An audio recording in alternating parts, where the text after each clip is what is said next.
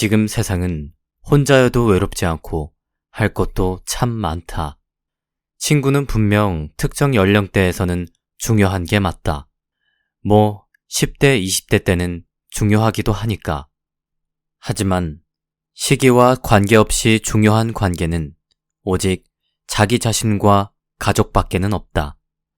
모든 관계를 통틀어 생각해보면 그 중에서도 자신과의 관계가 가장 중요하다. 근데 그렇다면 사람은 왜 불행해질까? 바로 고독과 외로움을 두려워하기 때문이다.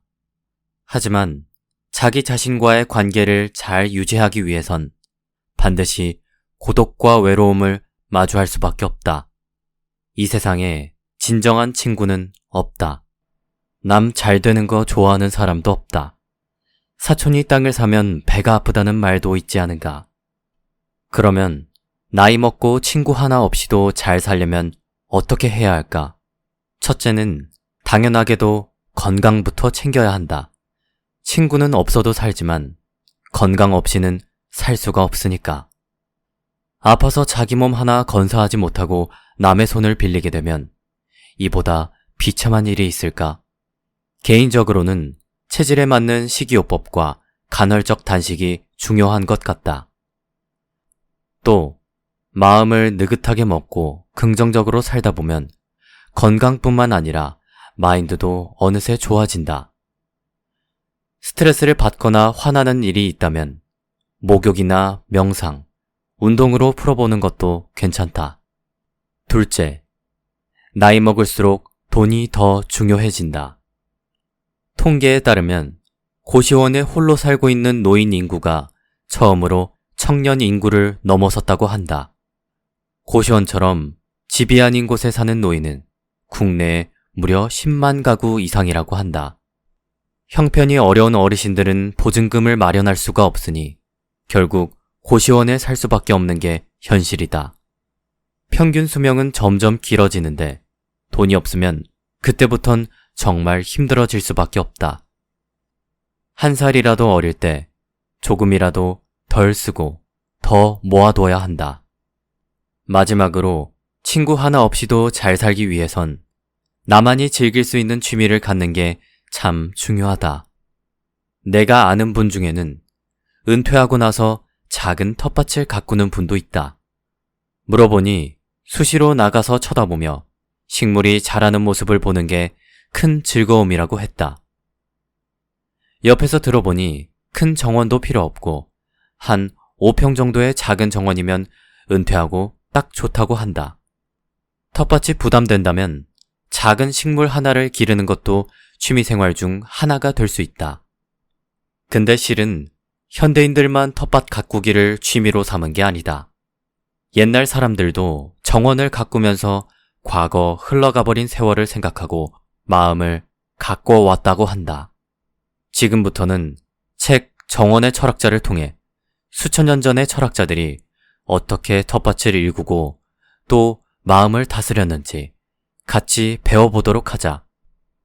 정원을 가꾸는 건 우리를 깊은 생각에 잠기게 한다. 정원 가꾸기는 단순히 재미만을 위한 취미가 아니다. 세상이 돌아가는 이치를 발견하고 그 속에서 우리의 자리를 찾는 일이다. 세계적인 사상가들의 위대한 생각 또한 갑갑한 서재나 대형 강의실이 아니라 열린 공간인 텃밭과 정원에서 시작되었는데 어쩌면 이는 당연한 결과다. 정원은 생각하고 관찰하고 사유하는 공간이기 때문이다. 헤아릴 수 없이 많은 철학자와 사상가, 문학가가 정원에서 영감을 얻었다. 아이작 뉴턴은 어머니의 농장에 있는 사과나무에서 사과가 떨어지는 모습을 보고 그 유명한 중력의 법칙을 발견했다. 공자와 노자를 비롯한 동양 사상가들도 인간의 본성을 설명하기 위해 정원이나 식물, 꽃 등 자연적인 소재를 즐겨 인용했다. 마하트마 간디는 정원을 바라보며 깨달음을 얻었다. 자신 스스로를 바꿀 수만 있다면 세상도 바뀔 것이라는 유명한 명언이 바로 이 자연 속에서 나온 깨달음인 것이다. 이렇게 식물과 작물을 가꾸다 보면 마음을 들여다보게 되고 삶의 본질에 대해 깊이 생각하게 된다. 물론 평범한 우리의 작은 정원이 가치가 있다고 해도 그 가치가 크진 않다고 느껴왔을 수 있다.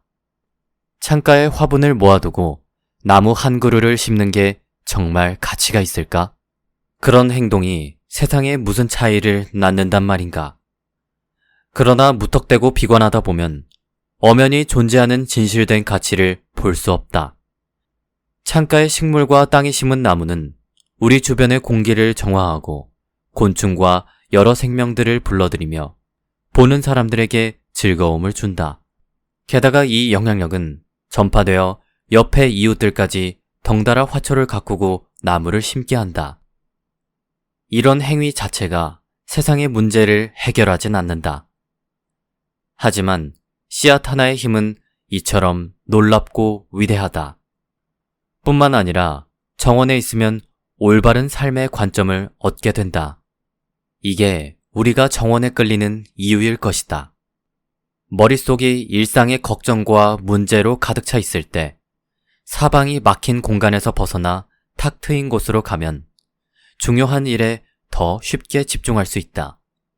정원에 있으면 흙과 물과 바람, 비옥한 토양, 그리고 생존과 번성을 위해 조용하게 묵묵히 일하는 무수한 생명체들에 둘러싸이게 된다. 분명 잘 알고 있고 자신 있는 일이라 생각했지만 예상과 다르게 흘러갈 때도 있고 아무리 노력해도 해결될 기미가 보이지 않을 때도 있다. 한편으로는 그 미지의 영역이 우리의 삶을 놀라움으로 이끌기도 한다. 그러니 다 알고 있다는 편협한 생각을 내려놓고 세상을 향한 호기심을 유지하며 겸손하게 살아가는 것이야말로 우리에게 주어진 단 한 번뿐인 인생을 만끽하는 방법이 아닐까. 하지만 많은 현대인들은 한 줌의 재로 사라질 물질적 부를 추구하는 것만을 인생의 목표로 삼고 있다. 대부분의 인생은 그렇게 흘러간다. 근데 정원의 식물들을 보노라면 이 푸릇푸릇한 생명을 어떻게 하면 더 건강하게 키울 수 있을지만 고민하게 된다. 그리고 그럴 때 주변에 식물을 키우는 사람들은 그냥 계속 열심히 해 라고 조언한다. 이 조언은 최고의 조언이다. 나도 항상 내게 조언을 구하는 다른 사람들에게 그렇게 얘기하곤 한다. 우리는 순리를 따르지 않고 거슬러 가려 하거나 특정한 순간에 계속 머무르려 하기에 고통스러워진다. 사실 이것이 동양 철학과 종교 사상의 근간이다. 힌두교와 불교는 자연의 힘을 수용하고 순리대로 사는 대신 자연의 섭리를 거스르려 할 때 고통을 느끼게 된다고 설명한다. 도교의 핵심 이론도 순리로 요약할 수 있다. 도교 신자들은 자연과 세심한 조화를 이루며 순리에 따라 산다. 자연의 최소한으로 개입하고 그저 길이 주어지는 대로 따라야 하며 만족을 얻기 위해서는 자연의 순리를 진정으로 깨달아야 한다. 이 세상은 모두 서로 연결되어 있으며 그 나름의 균형을 맞추며 유지된다.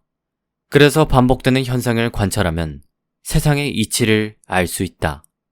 이번 여름은 지난 여름, 또 내년 여름과는 다를 것이다. 또 식물들의 생명 주기의 단계마다 날씨도 문제도 식물도 다를 것이다. 변화가 계속되는 과정에서 우리는 끊임없이 배워야 한다. 절대로 바뀌지 않는 완성된 정원을 상상하기는 어렵다. 생명이 있는 곳은 언제나 변화한다.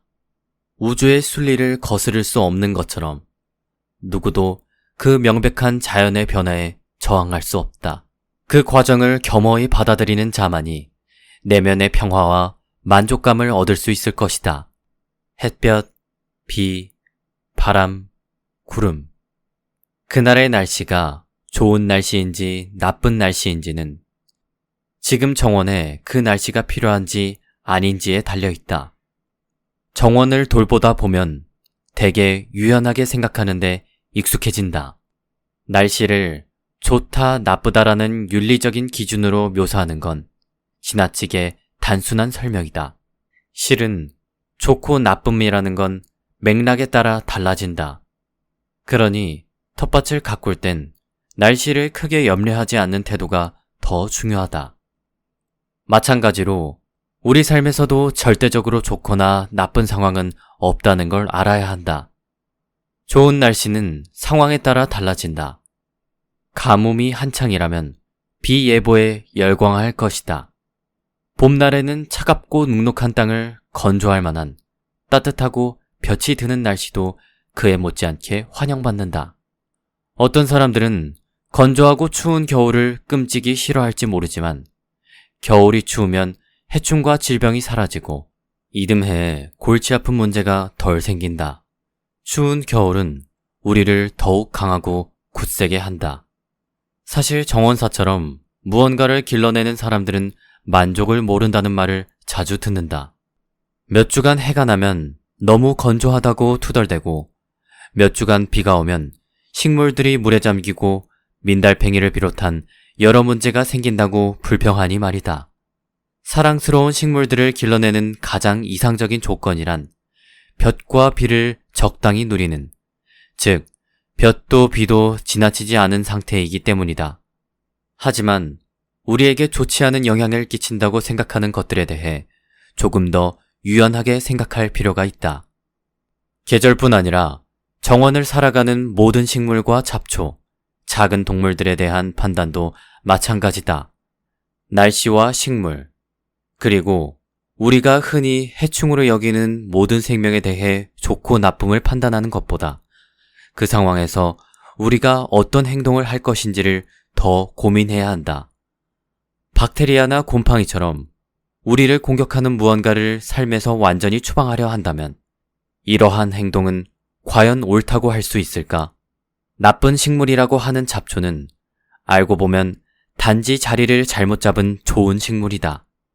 민달팽이가 자연에서 맡은 기능이 유기물을 먹는 것이라면 민달팽이는 실제로 해롭다고 할 수 없다. 민달팽이는 맡은 일을 열심히 하고 있을 뿐이지 않은가. 민달팽이가 사라지면 퇴비더미와 남은 작물이 분해되어 다시 아름다운 흙으로 돌아가기까지 시간이 너무 오래 걸릴 것이다. 우리는 모든 상황을 자신에게 유리하다, 불리하다, 좋다, 나쁘다로 판단하는 데 익숙하지만 그건 모두 자기 중심적인 생각에서 기인한 아주 협소한 결론일 뿐이다. 귀찮고 성가신 일들, 주변 사람들과의 사소한 갈등, 삶에 도움이 되지 않는 일이라고 생각하는 자잘한 불편을 겪을 때 우리는 사실 마음속 깊은 곳에서는 자신이 다른 사람보다 더 우월하며 좋은 대우를 받는 게 마땅하다는 생각을 하고 있는 건 아니었을까? 그 생각을 버리고 숙고해 보면 세상사에 절대적이고 올바른 답은 없다. 삶은 훨씬 더 상대적이고 미묘하다. 그리고 이 모든 과정이 정원을 가꾸는 기쁨이라는 걸 이제 나는 안다. 고목 옆에 서서 지난 수백 년 혹은 수천 년 동안 누가 그 곁을 지나쳤을지, 어떤 사건이 벌어졌을지, 얼마나 많은 세대의 가족들과 문명들이 출현했다 사라졌을지 상상해 본 적이 있는가? 거대한 자연의 시간 앞에서 유한한 인간의 삶을 깨닫는 정말 환상적인 경험이다. 대자연 앞에서는 삶의 고민과 괴로움도 아주 작은 먼지가 되어버리니 오히려 마음이 한껏 가벼워지곤 한다. 정원을 가꾸기 시작하면 매일매일이 새로워진다. 책이나 잡지, 원예용품을 사는 가게, 묘목을 심어 기르는 곳 등 어디에서나 정보를 수집하고 전혀 알지 못했던 기술을 배우며 특이한 식물을 발견하고 생각지 못한 아이디어와 영감을 얻을 수 있는 물건과 장소라면 그게 무엇이든 열렬히 환영하게 된다. 당신은 당신의 정원을 얼마만큼 알고 있는가? 정원의 흙 상태는 어떠한가? 산성도는 식물이 그늘지고 바람을 맞는 위치에 있는가? 아니면 볕을 잘 받고 비바람을 피할 수 있는 자리에서 보호받고 있는가? 키우고자 하는 식물은 무슨 종인가? 텃밭이 있는 것만의 특수한 기후가 있는가? 영향을 받는 한 해 강수량과 일조량을 아는가? 식물에게 필요한 퇴비나 영양분은 무엇인가? 물을 충분히 주는가? 아니면 너무 적거나 많이 주는가? 하루 중 언제 물을 주는가? 씨앗을 뿌리고 심는 일을 얼마나 일찍 혹은 얼마나 늦게 하는가? 자랄 때 받침대를 설치해야 하는 식물인가? 그 지역에 해충이나 질병 등 특별한 문제가 있는가? 정원을 가꾸기 시작할 때 이 모든 정보를 머릿속에 한 번에 다 넣으려고 하면 대개 실패한다. 또한 정보량이 지나치면 정원을 보살피는 일이 즐겁고 편안한 취미로 느껴지지도 않을 것이다. 세상에 쉬운 일은 없다지만 그저 오이를 좀 키워보려 했을 뿐인데 어떤 방법이 잘 통할지 누구도 말해줄 수 없단 말인가. 오랜 세월 정원을 가꾸어온 사람들은 직접 부딪혀 배우라고 조언할 것이다. 그러나 조언을 듣되 감안해서 듣고 그것을 정답처럼 여기지 말아야 한다. 누군가에게 매번 통하는 방법이 또 다른 사람에게는 정원을 망치는 방법이 될 수 있기 때문이다. 사실 나는 정원을 돌보면서 정원에 딱 맞는 완벽한 시스템이 없을지를 항상 고민했다. 언제 어떻게 해야 어떤 작물이 잘 자랄지, 어떤 종류를 선택해야 할지, 무엇이 식물이 자라기에 이상적인 조건일지 세세한 측면을 설계하려 했다. 하지만 이렇게 야심차게 계획을 세우더라도 시작도 하지 못한 경우도 많다. 상황이 지지부진하다고 해서 정원을 풍요롭게 만들 아이디어와 고민이 필요 없다는 뜻은 아니다. 좋은 자료를 찾아 읽고 정원에서 양질의 경험을 쌓는 것은 정원사의 든든한 자산이 된다. 다만 가장 중요한 것은 일단 시작하는 것이다. 실수할 거라 예상하고 그 과정에서 필요한 지식을 배우는 게 최선이다. 결국 꾸준히 손에 흙을 묻히는 게 가장 큰 재미를 선사한다. 야외에서 장시간 일해본 적이 있는가? 야외에 있다 보면 날씨의 변화가 몸으로 전해진다. 낮이 길고 해가 쨍쨍한 여름날에는 몸이 따뜻하고 활력이 넘친다. 해가 늘어난 만큼 밖에서 일할 수 있는 시간도 늘어나고 햇볕을 받아 일할 의욕도 샘솟는다. 해가 뜨는 이른 아침부터 해가 지는 늦은 저녁까지 많은 일을 한다. 다행스러운 일이다. 정원이 가장 열심히 성장하는 시기가 바로 여름이기 때문이다. 여름에는 식물도 활기가 넘친다. 넘치는 활기가 무색해지지 않도록 인간도 더 힘을 내서 정원을 보살펴야 한다.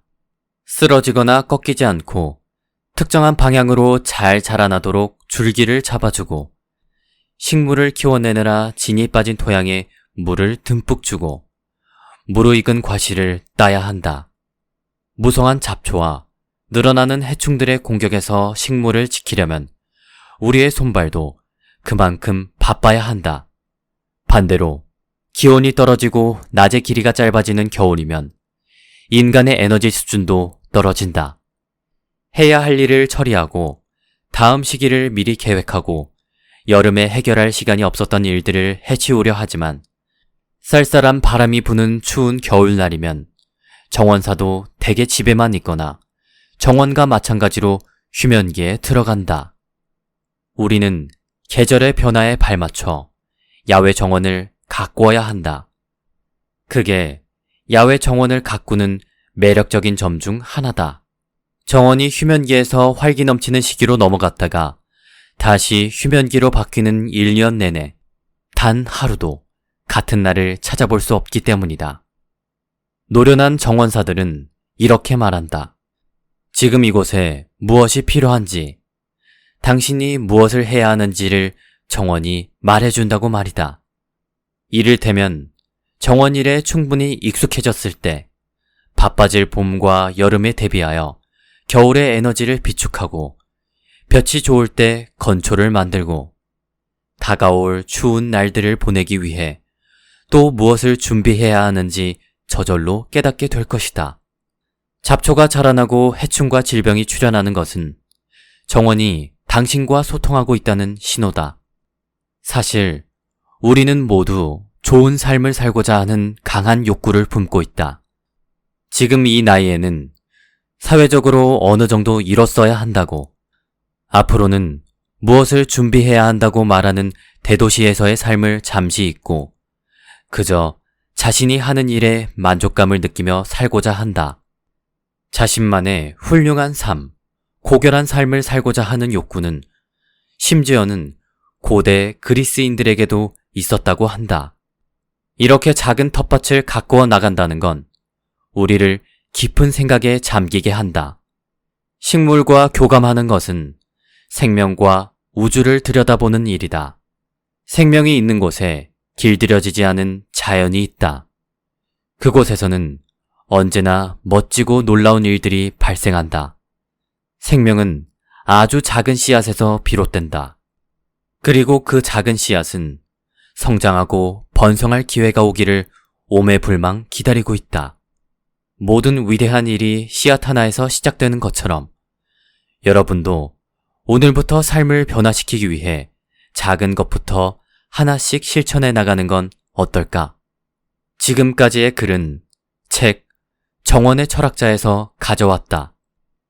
요즘 사람들 중에는 텃밭을 취미로 가꾸는 사람들이 많다. 그렇다면 옛날 사람들은 어떨까? 과거의 현인들은 정원을 거닐면서 또 가꾸면서 무슨 생각을 했을까? 소크라테스와 니체는 정원을 가꾸며 인생에서 마주하는 문제를 새로운 시각에서 바라볼 시간을 가졌다. 아무것도 아닌 일처럼 보여도, 사소한 일 같아도 꽃과 나무를 돌보다 보면 우리는 삶에 대해 생각할 수 있는 시간을 갖게 된다.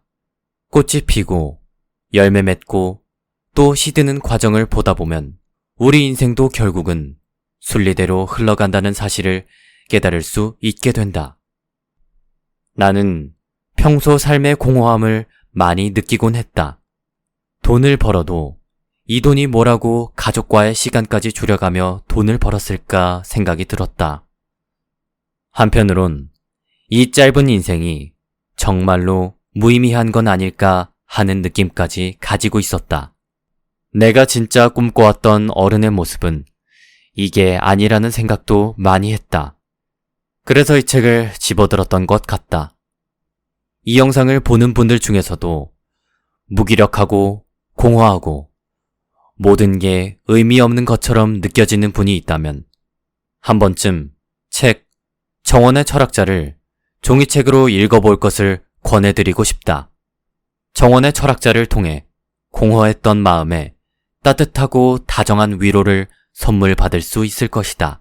지금 세상은 혼자여도 외롭지 않고 할 것도 참 많다. 친구는 분명 특정 연령대에서는 중요한 게 맞다. 10대, 20대 때는 중요하기도 하니까.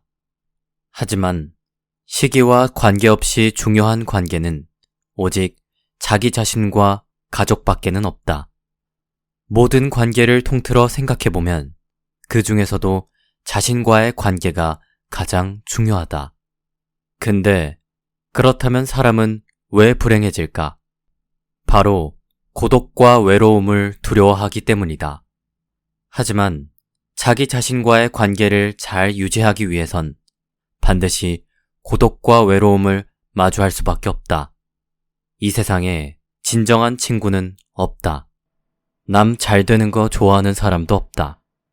사촌이 땅을 사면 배가 아프다는 말도 있지 않은가. 그러면 나이 먹고 친구 하나 없이도 잘 살려면 어떻게 해야 할까? 첫째는 당연하게도 건강부터 챙겨야 한다. 친구는 없어도 살지만 건강 없이는 살 수가 없으니까. 아파서 자기 몸 하나 건사하지 못하고 남의 손을 빌리게 되면 이보다 비참한 일이 있을까? 개인적으로는 체질에 맞는 식이요법과 간헐적 단식이 중요한 것 같다. 또 마음을 느긋하게 먹고 긍정적으로 살다 보면 건강뿐만 아니라 마인드도 어느새 좋아진다. 스트레스를 받거나 화나는 일이 있다면 목욕이나 명상, 운동으로 풀어보는 것도 괜찮다. 둘째, 나이 먹을수록 돈이 더 중요해진다. 통계에 따르면 고시원에 홀로 살고 있는 노인 인구가 처음으로 청년 인구를 넘어섰다고 한다. 고시원처럼 집이 아닌 곳에 사는 노인은 국내에 무려 10만 가구 이상이라고 한다. 형편이 어려운 어르신들은 보증금을 마련할 수가 없으니 결국 고시원에 살 수밖에 없는 게 현실이다. 평균 수명은 점점 길어지는데 돈이 없으면 그때부턴 정말 힘들어질 수밖에 없다. 한 살이라도 어릴 때 조금이라도 덜 쓰고 더 모아둬야 한다. 마지막으로 친구 하나 없이도 잘 살기 위해선 나만이 즐길 수 있는 취미를 갖는 게 참 중요하다. 내가 아는 분 중에는 은퇴하고 나서 작은 텃밭을 가꾸는 분도 있다. 물어보니 수시로 나가서 쳐다보며 식물이 자라는 모습을 보는 게 큰 즐거움이라고 했다. 옆에서 들어보니 큰 정원도 필요 없고 한 5평 정도의 작은 정원이면 은퇴하고 딱 좋다고 한다. 텃밭이 부담된다면 작은 식물 하나를 기르는 것도 취미생활 중 하나가 될 수 있다. 근데 실은 현대인들만 텃밭 가꾸기를 취미로 삼은 게 아니다. 옛날 사람들도 정원을 가꾸면서 과거 흘러가버린 세월을 생각하고 마음을 가꿔왔다고 한다. 지금부터는 책 정원의 철학자를 통해 수천 년 전의 철학자들이 어떻게 텃밭을 일구고 또 마음을 다스렸는지 같이 배워보도록 하자. 정원을 가꾸는 건 우리를 깊은 생각에 잠기게 한다.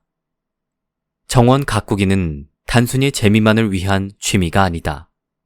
세상이 돌아가는 이치를 발견하고 그 속에서 우리의 자리를 찾는 일이다. 세계적인 사상가들의 위대한 생각 또한 갑갑한 서재나 대형 강의실이 아니라 열린 공간인 텃밭과 정원에서 시작되었는데 어쩌면 이는 당연한 결과다. 정원은 생각하고 관찰하고 사유하는 공간이기 때문이다. 헤아릴 수 없이 많은 철학자와 사상가, 문학가가 정원에서 영감을 얻었다. 아이작 뉴턴은 어머니의 농장에 있는 사과나무에서 사과가 떨어지는 모습을 보고 그 유명한 중력의 법칙을 발견했다. 공자와 노자를 비롯한 동양 사상가들도 인간의 본성을 설명하기 위해 정원이나 식물, 꽃 등 자연적인 소재를 즐겨 인용했다. 마하트마 간디는 정원을 바라보며 깨달음을 얻었다. 자신 스스로를 바꿀 수만 있다면 세상도 바뀔 것이라는 유명한 명언이 바로 이 자연 속에서 나온 깨달음인 것이다. 이렇게 식물과 작물을 가꾸다 보면 마음을 들여다보게 되고 삶의 본질에 대해 깊이 생각하게 된다. 물론 평범한 우리의 작은 정원이 가치가 있다고 해도 그 가치가 크진 않다고 느껴왔을 수 있다. 창가에 화분을 모아두고 나무 한 그루를 심는 게 정말 가치가 있을까? 그런 행동이 세상에 무슨 차이를 낳는단 말인가? 그러나 무턱대고 비관하다 보면 엄연히 존재하는 진실된 가치를 볼 수 없다. 창가에 식물과 땅에 심은 나무는 우리 주변의 공기를 정화하고 곤충과 여러 생명들을 불러들이며 보는 사람들에게 즐거움을 준다. 게다가 이 영향력은 전파되어 옆에 이웃들까지 덩달아 화초를 가꾸고 나무를 심게 한다. 이런 행위 자체가 세상의 문제를 해결하진 않는다. 하지만 씨앗 하나의 힘은 이처럼 놀랍고 위대하다. 뿐만 아니라 정원에 있으면 올바른 삶의 관점을 얻게 된다. 이게 우리가 정원에 끌리는 이유일 것이다. 머릿속이 일상의 걱정과 문제로 가득 차 있을 때 사방이 막힌 공간에서 벗어나 탁 트인 곳으로 가면 중요한 일에 더 쉽게 집중할 수 있다. 정원에 있으면 흙과 물과 바람, 비옥한 토양, 그리고 생존과 번성을 위해 조용하게 묵묵히 일하는 무수한 생명체들에 둘러싸이게 된다. 분명 잘 알고 있고 자신 있는 일이라 생각했지만 예상과 다르게 흘러갈 때도 있고 아무리 노력해도 해결될 기미가 보이지 않을 때도 있다. 한편으로는 그 미지의 영역이 우리의 삶을 놀라움으로 이끌기도 한다. 그러니 다 알고 있다는 편협한 생각을 내려놓고 세상을 향한 호기심을 유지하며 겸손하게 살아가는 것이야말로 우리에게 주어진 단 한 번뿐인 인생을 만끽하는 방법이 아닐까. 하지만 많은 현대인들은 한 줌의 재로 사라질 물질적 부를 추구하는 것만을 인생의 목표로 삼고 있다. 대부분의 인생은 그렇게 흘러간다. 근데 정원의 식물들을 보노라면 이 푸릇푸릇한 생명을 어떻게 하면 더 건강하게 키울 수 있을지만 고민하게 된다. 그리고 그럴 때 주변에 식물을 키우는 사람들은 그냥 계속 열심히 해 라고 조언한다. 이 조언은 최고의 조언이다. 나도 항상 내게 조언을 구하는 다른 사람들에게 그렇게 얘기하곤 한다. 우리는 순리를 따르지 않고 거슬러 가려 하거나 특정한 순간에 계속 머무르려 하기에 고통스러워진다. 사실 이것이 동양 철학과 종교 사상의 근간이다. 힌두교와 불교는 자연의 힘을 수용하고 순리대로 사는 대신 자연의 섭리를 거스르려 할 때 고통을 느끼게 된다고 설명한다. 도교의 핵심 이론도 순리로 요약할 수 있다. 도교 신자들은 자연과 세심한 조화를 이루며 순리에 따라 산다. 자연의 최소한으로 개입하고 그저 길이 주어지는 대로 따라야 하며 만족을 얻기 위해서는 자연의 순리를 진정으로 깨달아야 한다. 이 세상은 모두 서로 연결되어 있으며 그 나름의 균형을 맞추며 유지된다. 그래서 반복되는 현상을 관찰하면 세상의 이치를 알 수 있다. 이번 여름은 지난 여름, 또 내년 여름과는 다를 것이다. 또 식물들의 생명 주기의 단계마다 날씨도 문제도 식물도 다를 것이다. 변화가 계속되는 과정에서 우리는 끊임없이 배워야 한다. 절대로 바뀌지 않는 완성된 정원을 상상하기는 어렵다. 생명이 있는 곳은 언제나 변화한다. 우주의 순리를 거스를 수 없는 것처럼 누구도 그 명백한 자연의 변화에 저항할 수 없다. 그 과정을 겸허히 받아들이는 자만이 내면의 평화와 만족감을 얻을 수 있을 것이다.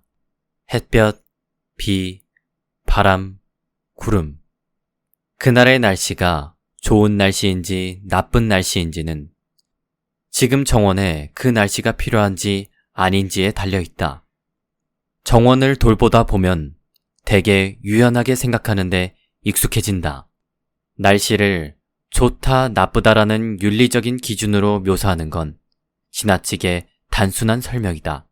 실은 좋고 나쁨이라는 건 맥락에 따라 달라진다.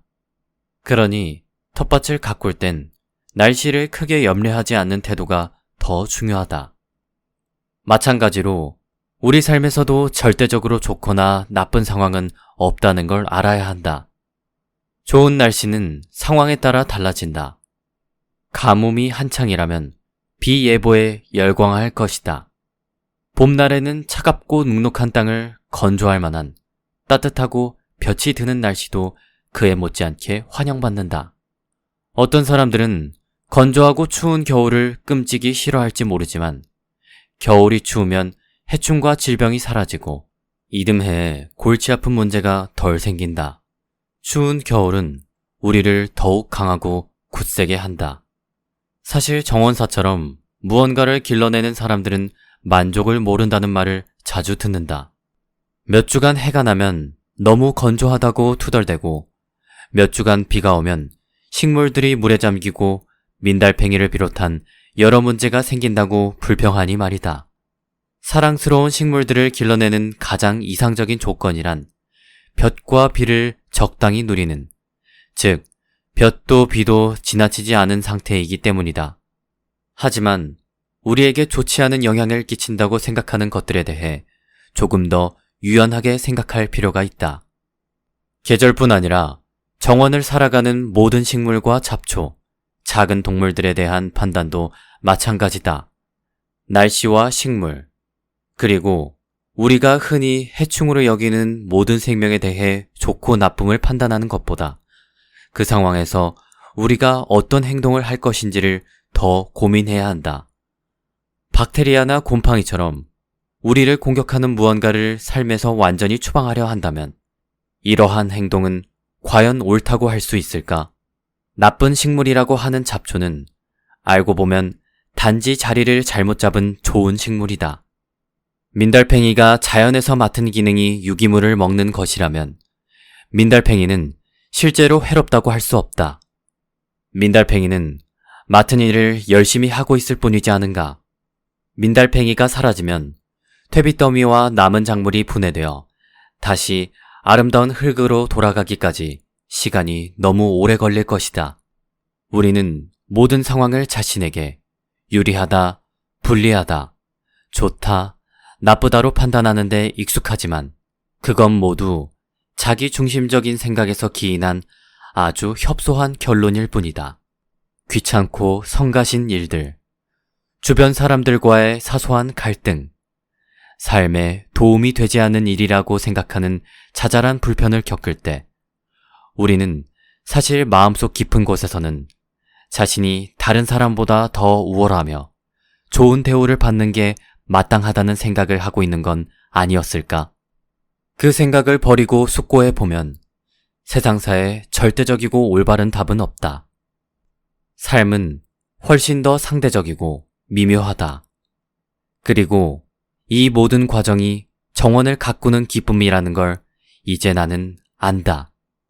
고목 옆에 서서 지난 수백 년 혹은 수천 년 동안 누가 그 곁을 지나쳤을지, 어떤 사건이 벌어졌을지, 얼마나 많은 세대의 가족들과 문명들이 출현했다 사라졌을지 상상해 본 적이 있는가? 거대한 자연의 시간 앞에서 유한한 인간의 삶을 깨닫는 정말 환상적인 경험이다. 대자연 앞에서는 삶의 고민과 괴로움도 아주 작은 먼지가 되어버리니 오히려 마음이 한껏 가벼워지곤 한다. 정원을 가꾸기 시작하면 매일매일이 새로워진다. 책이나 잡지, 원예용품을 사는 가게, 묘목을 심어 기르는 곳 등 어디에서나 정보를 수집하고 전혀 알지 못했던 기술을 배우며 특이한 식물을 발견하고 생각지 못한 아이디어와 영감을 얻을 수 있는 물건과 장소라면 그게 무엇이든 열렬히 환영하게 된다. 당신은 당신의 정원을 얼마만큼 알고 있는가? 정원의 흙 상태는 어떠한가? 산성도는 식물이 그늘지고 바람을 맞는 위치에 있는가? 아니면 볕을 잘 받고 비바람을 피할 수 있는 자리에서 보호받고 있는가? 키우고자 하는 식물은 무슨 종인가?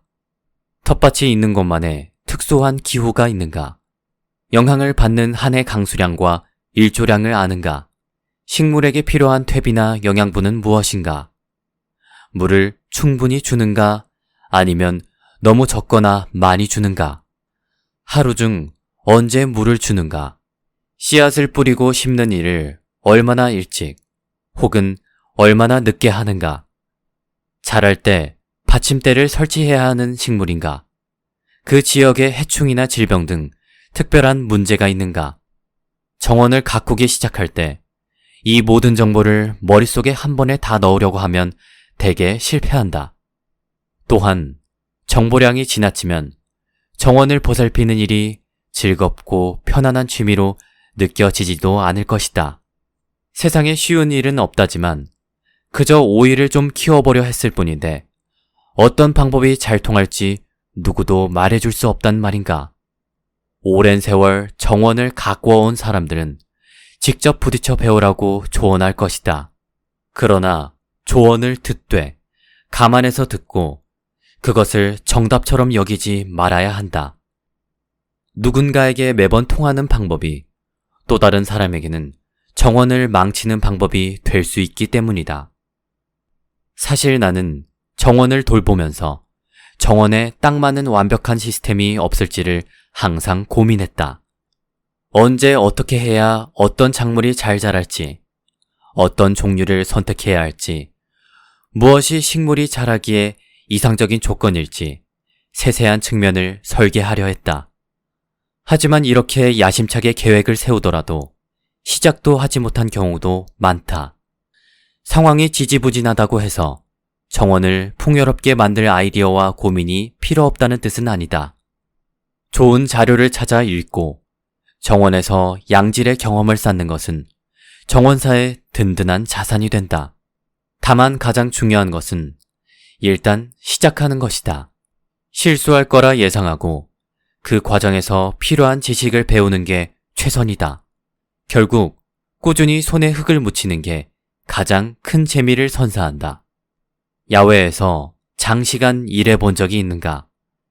야외에 있다 보면 날씨의 변화가 몸으로 전해진다. 낮이 길고 해가 쨍쨍한 여름날에는 몸이 따뜻하고 활력이 넘친다. 해가 늘어난 만큼 밖에서 일할 수 있는 시간도 늘어나고 햇볕을 받아 일할 의욕도 샘솟는다. 해가 뜨는 이른 아침부터 해가 지는 늦은 저녁까지 많은 일을 한다. 다행스러운 일이다. 정원이 가장 열심히 성장하는 시기가 바로 여름이기 때문이다. 여름에는 식물도 활기가 넘친다. 넘치는 활기가 무색해지지 않도록 인간도 더 힘을 내서 정원을 보살펴야 한다. 쓰러지거나 꺾이지 않고 특정한 방향으로 잘 자라나도록 줄기를 잡아주고 식물을 키워내느라 진이 빠진 토양에 물을 듬뿍 주고 무르익은 과실을 따야 한다. 무성한 잡초와 늘어나는 해충들의 공격에서 식물을 지키려면 우리의 손발도 그만큼 바빠야 한다.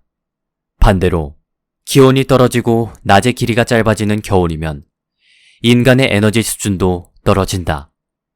해야 할 일을 처리하고 다음 시기를 미리 계획하고 여름에 해결할 시간이 없었던 일들을 해치우려 하지만 쌀쌀한 바람이 부는 추운 겨울날이면 정원사도 대개 집에만 있거나 정원과 마찬가지로 휴면기에 들어간다. 우리는 계절의 변화에 발맞춰 야외 정원을 가꾸어야 한다. 그게 야외 정원을 가꾸는 매력적인 점 중 하나다. 정원이 휴면기에서 활기 넘치는 시기로 넘어갔다가 다시 휴면기로 바뀌는 1년 내내 단 하루도 같은 날을 찾아볼 수 없기 때문이다. 노련한 정원사들은 이렇게 말한다. 지금 이곳에 무엇이 필요한지, 당신이 무엇을 해야 하는지를 정원이 말해준다고 말이다. 이를테면 정원 일에 충분히 익숙해졌을 때 바빠질 봄과 여름에 대비하여 겨울의 에너지를 비축하고 볕이 좋을 때 건초를 만들고 다가올 추운 날들을 보내기 위해 또 무엇을 준비해야 하는지 저절로 깨닫게 될 것이다. 잡초가 자라나고 해충과 질병이 출현하는 것은 정원이 당신과 소통하고 있다는 신호다. 사실 우리는 모두 좋은 삶을 살고자 하는 강한 욕구를 품고 있다. 지금 이 나이에는 사회적으로 어느 정도 이뤘어야 한다고, 앞으로는 무엇을 준비해야 한다고 말하는 대도시에서의 삶을 잠시 잊고 그저 자신이 하는 일에 만족감을 느끼며 살고자 한다. 자신만의 훌륭한 삶, 고결한 삶을 살고자 하는 욕구는 심지어는 고대 그리스인들에게도 있었다고 한다. 이렇게 작은 텃밭을 가꾸어 나간다는 건 우리를 깊은 생각에 잠기게 한다. 식물과 교감하는 것은 생명과 우주를 들여다보는 일이다. 생명이 있는 곳에 길들여지지 않은 자연이 있다.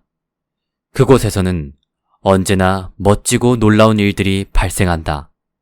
생명은 아주 작은 씨앗에서 비롯된다. 그리고 그 작은 씨앗은 성장하고 번성할 기회가 오기를 오매불망 기다리고 있다. 모든 위대한 일이 씨앗 하나에서 시작되는 것처럼 여러분도 오늘부터 삶을 변화시키기 위해 작은 것부터 하나씩 실천해 나가는 건 어떨까? 지금까지의 글은 책 정원의 철학자에서 가져왔다. 요즘 사람들 중에는 텃밭을 취미로 가꾸는 사람들이 많다. 그렇다면 옛날 사람들은 어떨까? 과거의 현인들은 정원을 거닐면서 또 가꾸면서 무슨 생각을 했을까? 소크라테스와 니체는 정원을 가꾸며 인생에서 마주하는 문제를 새로운 시각에서 바라볼 시간을 가졌다. 아무것도 아닌 일처럼 보여도, 사소한 일 같아도 꽃과 나무를 돌보다 보면 우리는 삶에 대해 생각할 수 있는 시간을 갖게 된다. 꽃이 피고 열매 맺고 또 시드는 과정을 보다 보면 우리 인생도 결국은 순리대로 흘러간다는 사실을 깨달을 수 있게 된다. 나는 평소 삶의 공허함을 많이 느끼곤 했다. 돈을 벌어도 이 돈이 뭐라고 가족과의 시간까지 줄여가며 돈을 벌었을까 생각이 들었다. 한편으론 이 짧은 인생이 정말로 무의미한 건 아닐까 하는 느낌까지 가지고 있었다.